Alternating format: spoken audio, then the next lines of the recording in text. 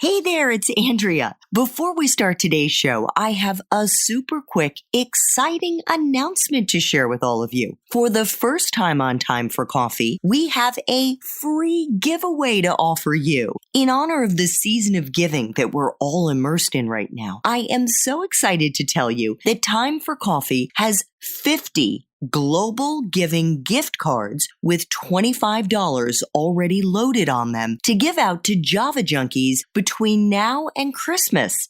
In case you're not familiar with GlobalGiving, it's the largest global crowdfunding community connecting nonprofits, donors, and companies in nearly every country around the world. These gift cards will make wonderful stocking stuffers or thank you gifts or secret Santa presents to give your colleagues or your professors or guidance counselors, your mentors, your mailman. You get the idea. Even that cute guy or girl you want to get to know better, but don't want to give them something romantic, at least not yet. The way these gift cards work is that you can redeem them by going onto the GlobalGiving website and picking any of the hundreds of different amazing projects GlobalGiving is featuring in countries around the world. Then your $25 gift card can be used to support any of these projects. And the gift card is non-denominational with a super festive holiday vibe. And all you have to do to win one of these electronic gift cards is to email me at Andrea@time4coffee.org. That's Andrea@time4coffee.org. Just say, hey, I'd love a GlobalGiving gift card. And the first 50 people to hit me up for one of these gift cards will get it in their email box on Monday, December 17th, giving you plenty of time to figure out who you want to give it to. Thanks so much, everybody. Happy holidays and enjoy the show. Hi there, I'm Andrea Koppel, and it's Time for Coffee, the podcast where you get to hear firsthand what the jobs and careers that interest you the most are really like. Hey there, Java junkies. Welcome to another episode of T4C. I am so glad you pressed play. And today, my guest is a graphic designer who reinvented the GlobalGiving brand. But before I introduce you to Acacia Betancourt, I want to make sure you've signed up for the Java Junkies Journal. That's our weekly newsletter that honestly could use a heck of a lot of Acacia's talents to make it more appealing. But the content is what it's all about, folks, right? You're not going there because of the beautiful graphics. It's the substance. When you get to the homepage at time4coffee.org, you'll see the sign-up box right there. Just put in your email address and your name, and it's all there. It's super easy, and you will get the Java Junkie Journal delivered to you bright and early on Monday morning. Now grab your mug and take a chug of your favorite caffeinated brew, because it's time for another caffeinated career conversation. And my guest is Acacia Betancourt, a senior graphic and UX designer at GlobalGiving. Over the last decade, since she graduated from college, Acacia has worked as the head of an art program, a video producer, editor, and designer, and a graphic designer for a variety of brands and companies. Acacia, welcome to Time for Coffee. Are you caffeinated and ready to go?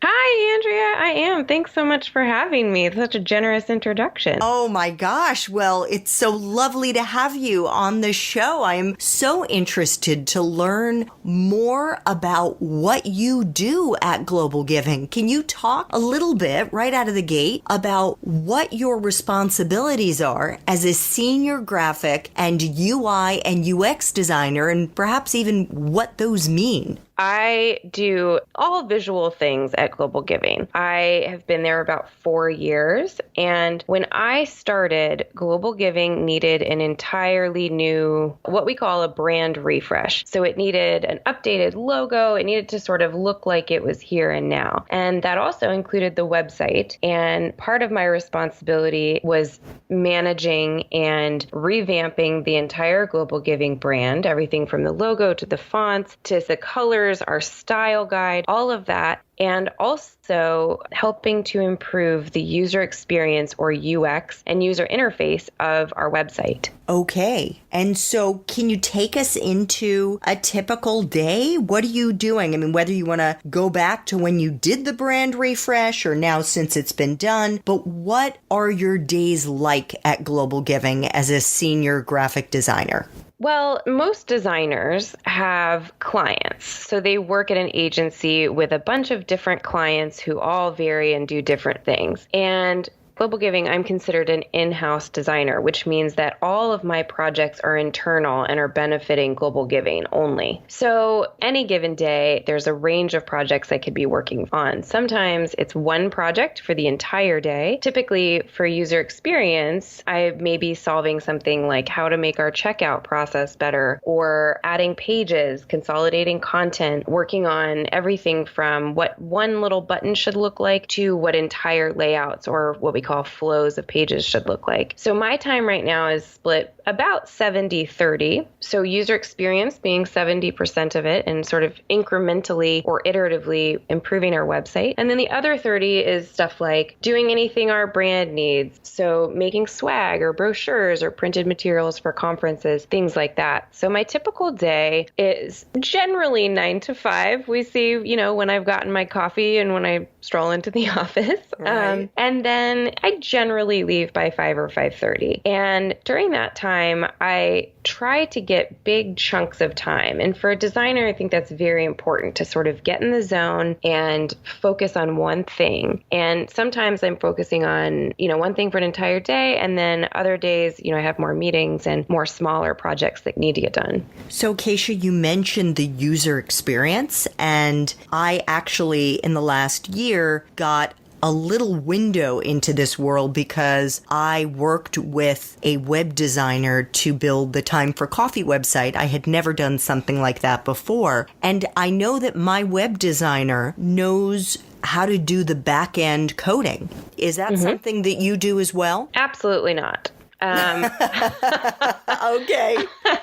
Yeah, there's been a debate in the design world for a very long time, particularly the last 5 years or so, on whether or not designers need to know how to code. And it used to be that people were looking for a unicorn, meaning that they could do both. They could do both code and do the visual side. And more, it's sort of become that you don't necessarily need to code as a designer. I think employers now want you to sort of focus on one thing and be really good at it. But I've found that it's extremely helpful in user experience design and web design to speak developer, right? So developers are the ones building the sites. So if you understand the limitations of code, what certain things mean, how it works in a general sense, and how to ask developers for what you need and articulate your ideas through code, the more you can do that, the better. But you don't necessarily need to do it yourself. Gotcha. So you work in partnership with somebody who has the coding background. Is that person also at Global Giving? Yes. Yeah. We actually have several people at Global Giving who are a mix of front-end developers who are doing sort of building what we as users interact with. So literally the things that we see on the site and how those work. And then back-end developers who are doing all of the magic in the background to make a website actually function. Okay. Thanks for that. Now, I know, Acacia, that you have worked as a designer for the last decade, both as a consultant, as a freelancer, and as part of a team inside different organizations like Global Giving. Can you talk to us about what the upsides are, what the downsides are of those two different types of professional options?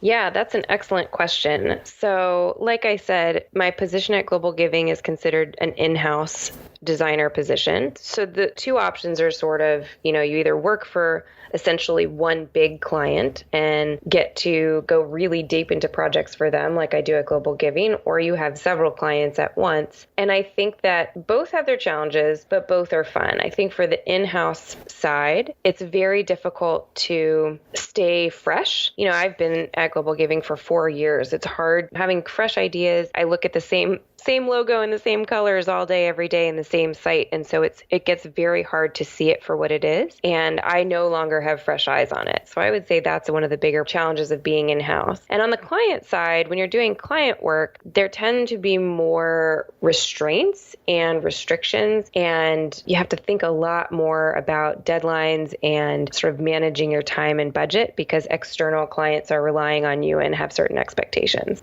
Yeah. And what about being a designer as a career path? How do you think it's different from other careers? I'm very biased, but I think it's way more fun than other careers. It's much more flexible.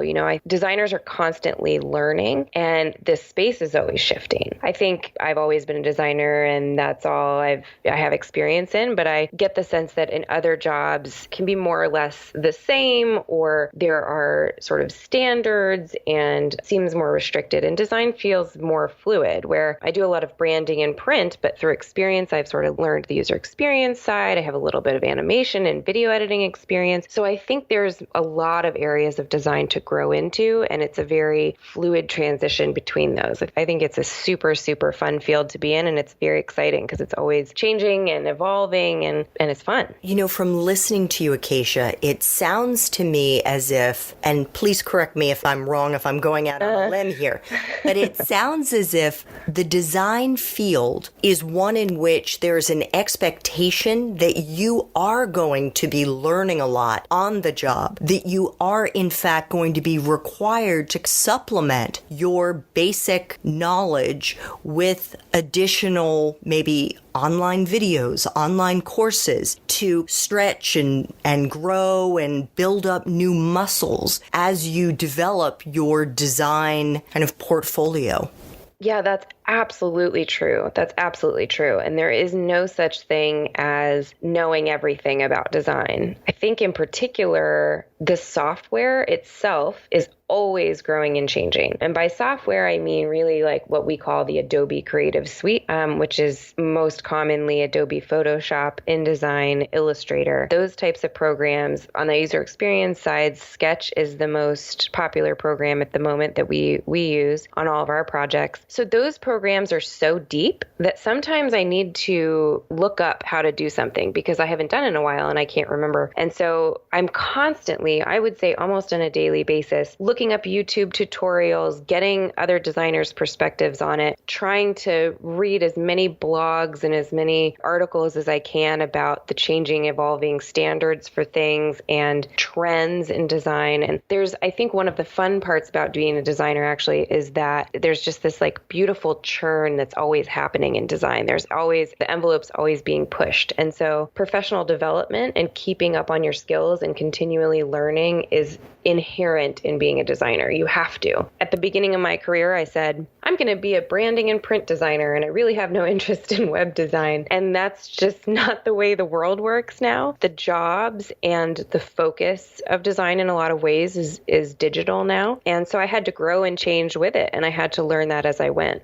We touched on this a little bit in the espresso shots, and this episode will be running before the espresso shot. So, Acacia, could you please share with Java Junkies what you wish you knew before you started your career as a designer about a decade ago?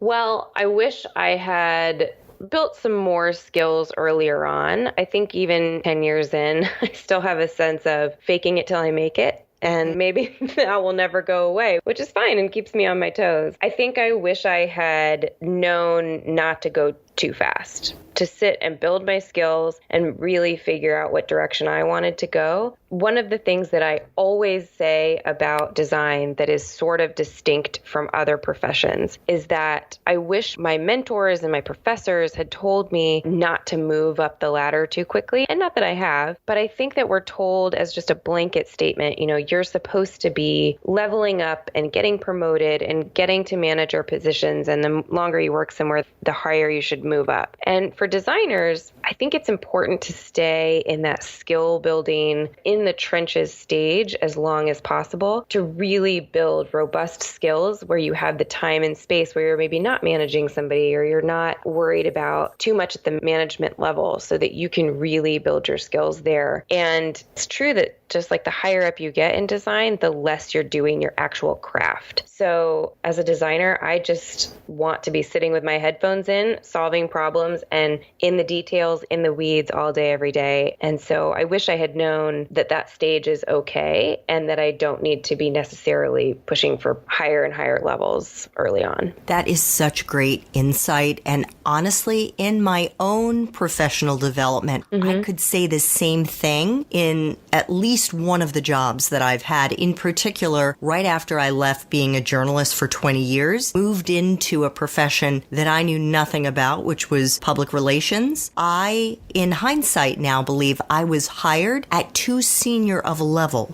And as a result, didn't know a lot of the functionalities of the positions that the people who were reporting to me were doing. So as their manager, I wasn't really able to mentor them the way that I would have liked to. And now I tell people who are leaving at a senior level from the field of journalism, don't be too concerned with getting the big title. Yep, Go definitely. for that lower position, learn the functionalities, learn the process, and then go for the bigger job. But I think that is fantastic insight, Acacia. You mentioned that there were some skills that you didn't have and wish you had at the beginning of your career. Do you remember what those skills were? I don't want to date myself. I'm not that old, but when I was in college, web design was not as big as it is now. So in my graphic design program in school, we did not learn that much web design. And so it wasn't until 4 or 5 years later when I really, really needed the web design side of things and had to learn quickly and as I went. And so I was just kind of making it up as I went along because my program didn't really have a robust web design program. So I wish I had known those skills a little bit more solidly early on. I wish I had a little bit more coding experience. That was never really required of me on a job, but I think it could help me now in my personal and professional development to know a little bit of code. The other thing is animation is very big right now, and I think in terms of where I'm at in my career now, I would love to learn more of that. Great. That's so helpful. Acacia, for those young people who are still in school right now, what are the software and other skills that hiring managers like you are looking for in filling out the creative positions on their teams?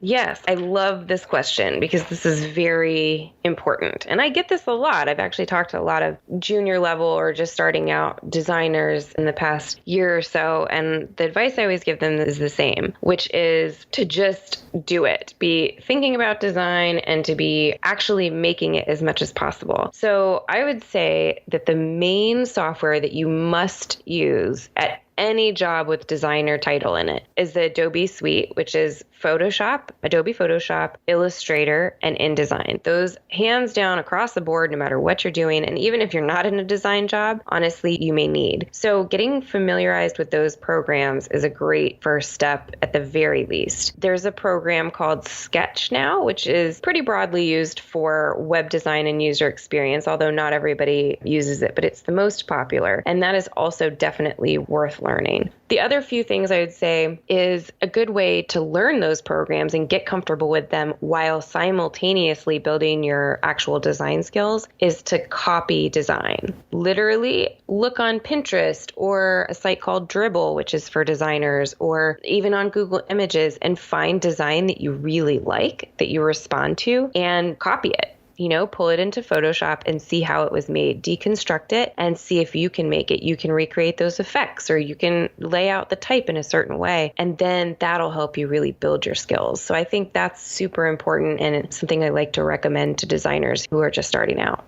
And you had mentioned just a moment ago how important and how it wasn't important when you were in college animation is now. That sounds like something they should be studying as well in school. Yeah. And it's sort of a hard hard thing to learn. You have to think in a very specific way for animation that's sort of akin to video editing in a way. Sort of video editing meets illustration. And so I would say the software is a little bit harder to learn, and the way that you have to think about animation is a little bit harder, but I wish I'd started my animation skills a bit sooner.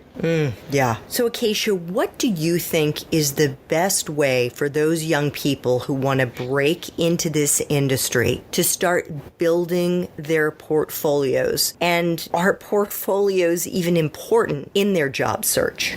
Portfolios are everything.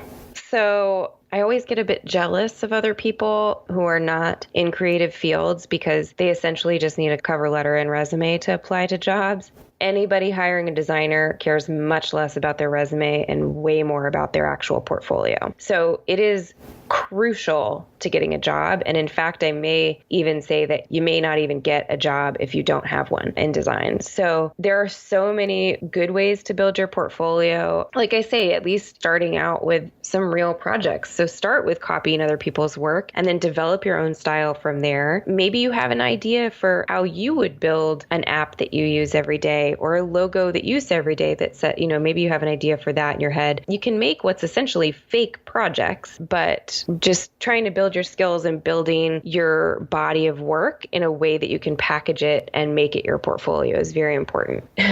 All designers are very familiar with getting asked to do work from your friends or your family or, everybody needs graphic design in some way. So there's no shortage of work for us. But especially when you're starting out, don't be afraid to just say that you'll do it. Say that you'll take that challenge. Maybe you won't get paid for it, or maybe you won't get much, but it'll help you build a variety of work and a range of work, and will help you problem solve and build your portfolio as you go. Regarding that range of work, Acacia, if someone is applying for one of those entry-level graphic designing positions, the kind that we were talking about in the espresso shots, what are the must-have examples of work that they need in that portfolio? This has also changed over the years, sort of the standard of what creative directors and hiring managers for design positions are looking for. At the moment, the focus is really on sort of showing your work, right? So like when you're in school and you do math homework or whatever, if you just write the answer, then that's usually not enough. They want to see your thinking. So design is largely the same way. So particularly when it comes to user experience, just showing the final product, it totally needs to be presented well. But if you can really articulate your thought behind it, why you made the decisions you did, what inspiration you pulled from, what problem you were trying to solve, who the audience is, and really show that you're thoughtful about the entire thing, not just that you can physically make it, that is what's going to differentiate you by a long shot. So portfolios now, it's less about showing everything you've ever done, because I can tell you that everything I have ever done is not good, and I don't want a lot of it in my portfolio. It's about showing the kinds of work you want to do more of. So that's critical, and that's advice that I've gotten that I want to pass on. I'm showing illustration work I may have done, but I'm not really an illustrator, so I don't need to show that necessarily because I want to go a different direction than that. So I would show more of this stuff and really focus more my portfolio pieces on the things that I'm excited about and the things that I would ideally like to do in this next job that I'm trying to get. Fantastic. That is such great advice. What about for those young people who have already graduated but aren't landing the jobs they want? Is there a way, Acacia, that they can take their resumes, their portfolios to the next level? Are there online courses or tutorials that you're aware of that they could take to maybe give them the edge they need in this job market?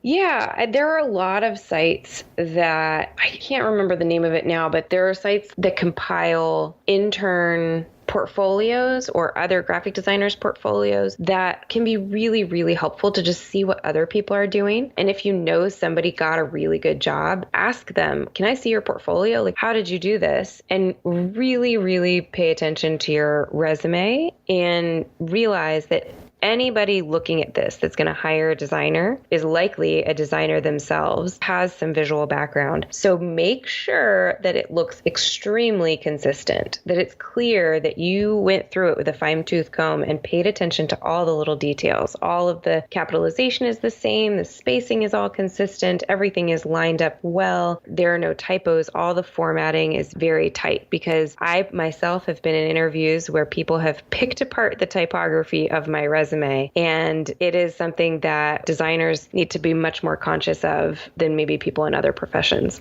So, Acacia, I want to flash back to when you were an undergrad at the University of Arizona and you got your BFA in Visual Communications and Graphic Design.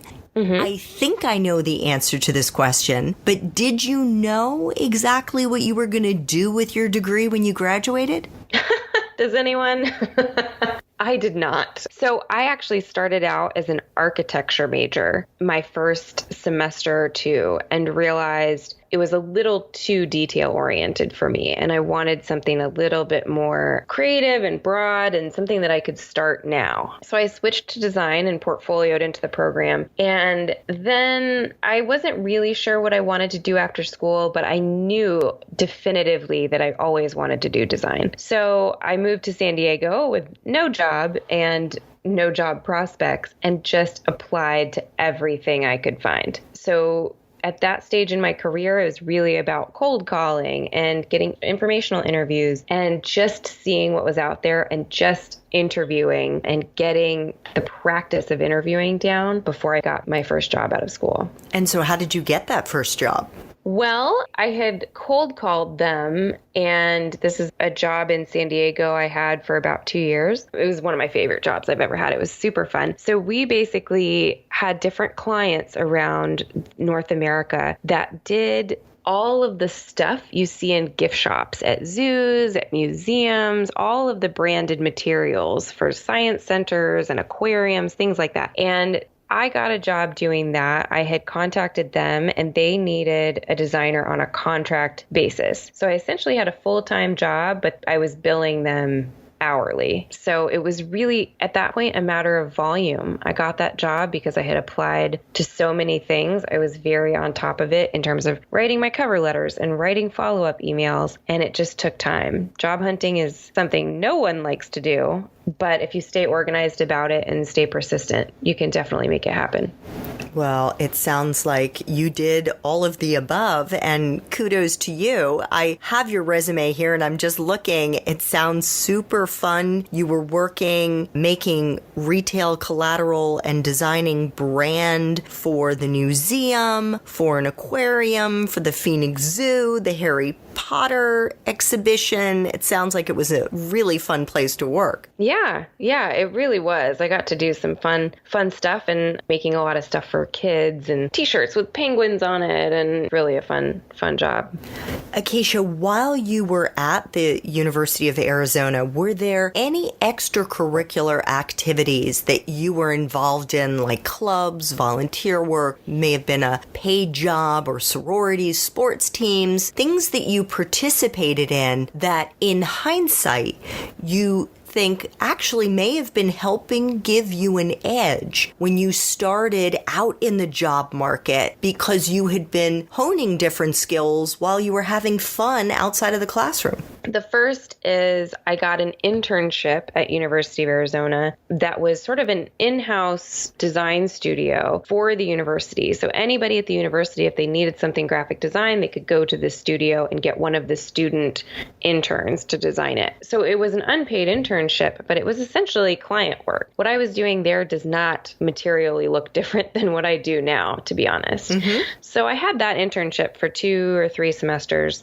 The entire time I was in school, I also worked for Black Sheep Filmworks, which is in Tucson, Arizona. And I was doing video editing and shooting and doing the video production and graphic design for Black Sheep for many years, all throughout my undergrad. And now I definitely think my video editing experience and skill has come into play in my jobs and has given me an edge, potentially over other candidates. One of the other things that I was doing during undergrad that I think has informed my career in some ways is I worked at a summer camp in rural Ontario, Canada called Camp Manitou for six or seven summers and led the art program there. So that was really where I got to build my hard skills, my painting skills, my drawing skills. And really that's where I found my love for teaching design is with the kids there at camp. Fantastic. That sounds like a lot of fun too. Acacia, I try to ask all Time for Coffee guests this question, and that is, if you could share a moment, a period in your professional life when you struggled. Some of us have had challenging colleagues, jerks for a boss or supervisor, or in my case, I was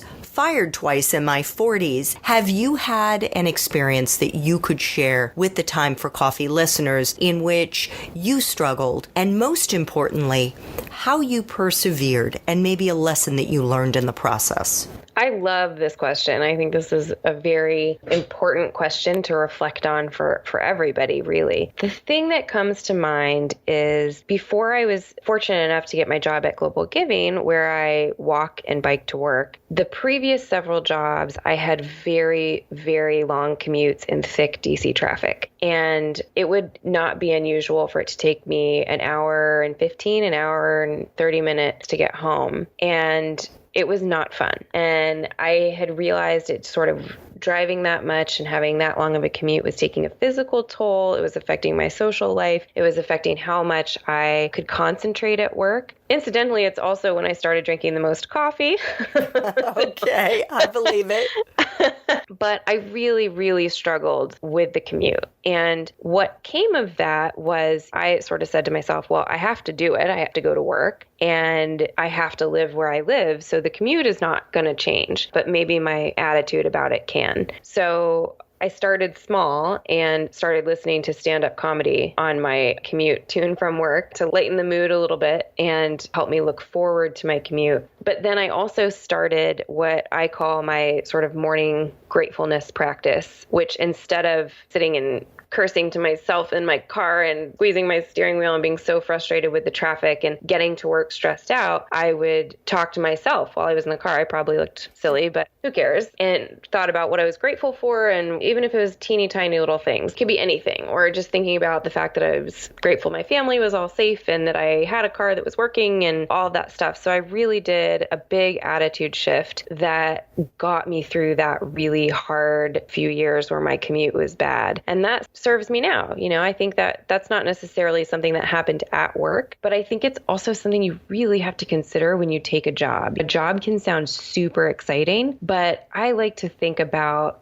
okay, am I going to like this on a day-to-day basis? When I have to do this 5 days a week for, probably a few years, if not more, then am I going to like it? Is it going to be a work-life balance that I want? Is it going to fit my lifestyle? Is my commute something that is manageable for me? I think that's a huge factor when deciding not only where you take a job, but also kind of what career you want to do. Is it something that you want to do day in and day out? And just taking those kinds of factors into consideration when you're deciding whether or not to take a position. I love that story, Acacia. And what I love the most about it is that it didn't cost anything. Right. It came from the inside out. Yeah. And you made a conscious decision to just adjust your attitude and focus on the positive. And I love that. And I think that that is a helpful approach to life in general. And of course, so much of our life is spent on the job, but in everything you do, find the joy. Find the thing that's positive.